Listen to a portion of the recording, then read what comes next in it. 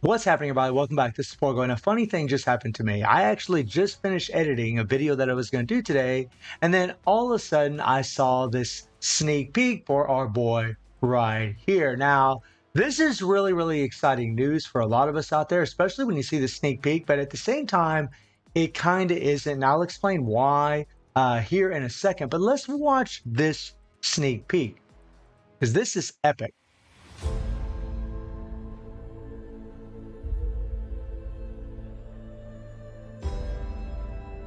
This is epic.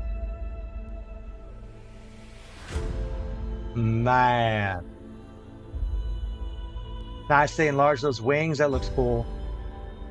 Wakanda forever. Hell yes, man. Oh my God. Like, I'm gonna watch it one more time and then we'll talk a little bit more about it. But this is it's just so simple, but yet so effective, right? Just empowering. Like, this, oh my God, this music, this, woo, this is good stuff, guys. This is really, really good. I love they're showing his animations there. That is lit. Oh my God. I mean, this really follows the theme kind of the Wakanda Forever trailers. I really love the attention to detail that Netmarble has done for this. But guys, the detail gets even better because at the very beginning of this trailer, you'll see something pretty wild, and that is this. Now, we need to back up. I got jumped the gun a little bit. Let me back up a little bit. This here. Now, when some people see this, they might think this is maybe Krakoan language for whatever reason, but this is actually Wakandan language is what this is. And I can bring it in for you guys right now. This is actually what Wakandan language looks like as far as the alphabet, or Wakandan, as they like to call it. And yeah, this is a really, really good sneak peek because essentially what this means, guys, this means tier 4 Namor.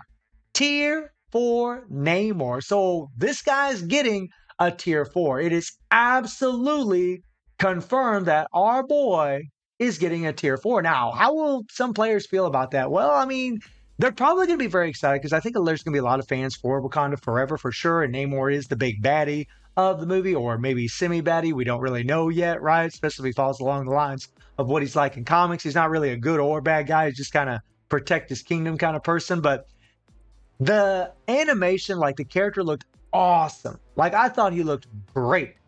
I mean the neckline there. I mean it looks sick, guys. Like really, really, really amazing looking character, and the music was just epic. I cannot get over how good that was. That was so awesome. Actually, really gets you hyped up to watch Wakanda Forever, right? I mean, it really does get you hyped up just to watch that movie. But Namor, when he came out, was a godly character. And let's address the elephant in the room regarding this character. This here.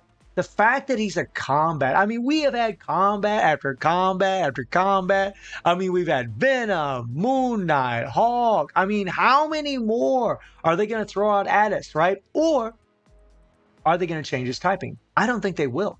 I don't think they will. And will he be a superhero or a supervillain? I don't know.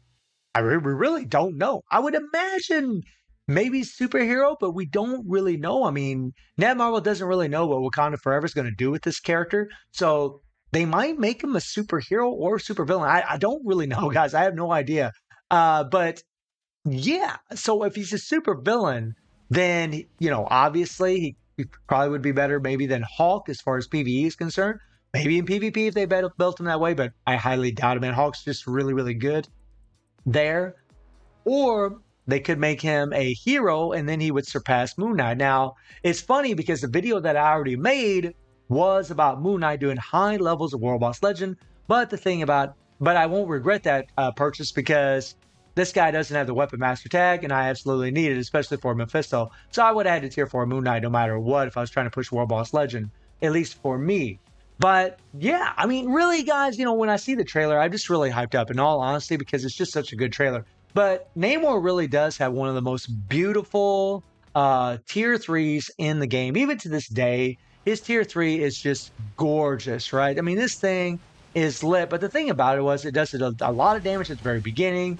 Then he kind of swirls around, doesn't really do anything, does a little this, a little that. And then at the very end, he does a lot of damage, which makes him really wacky to play.